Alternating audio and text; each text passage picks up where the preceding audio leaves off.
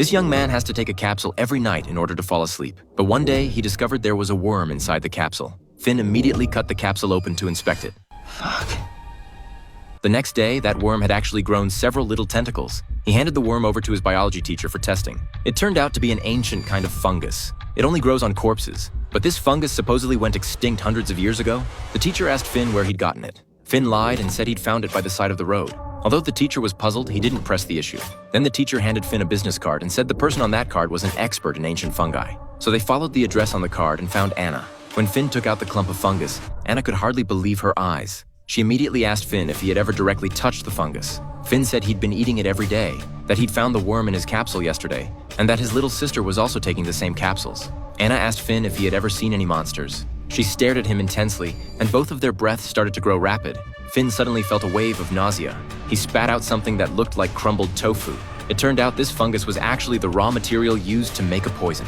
Anna rolled up her sleeve and said she had only brushed that worm lightly, yet it had already left a scar along her arm. So Anna packed a few things and got ready to go to Finn's house to perform an exorcism ritual. But Finn was an atheist. He thought he'd run into a scammer and stormed out angrily. That very night, Finn's grandfather was hospitalized due to heart problems. When Finn went to the hospital to see his grandfather during surgery, he saw through the glass black smoke continuously drifting out of his grandfather's body. Hey!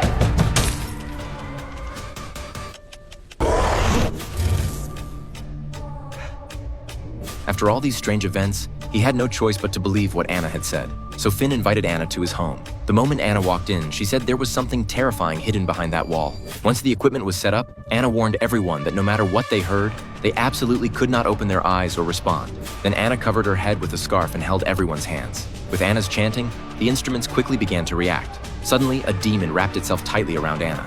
Just then, the lights in the room suddenly flashed on. It turned out Finn's parents had come home. Anna insisted the ritual had to continue. But for his mother's safety, Anna's son pulled her away from the scene.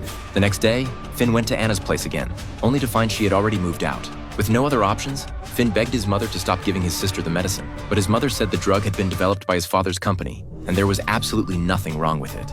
At that moment, she accidentally revealed a scar on her shoulder. The scar looked almost identical to the mark Anna had described as being left by a demon's grip.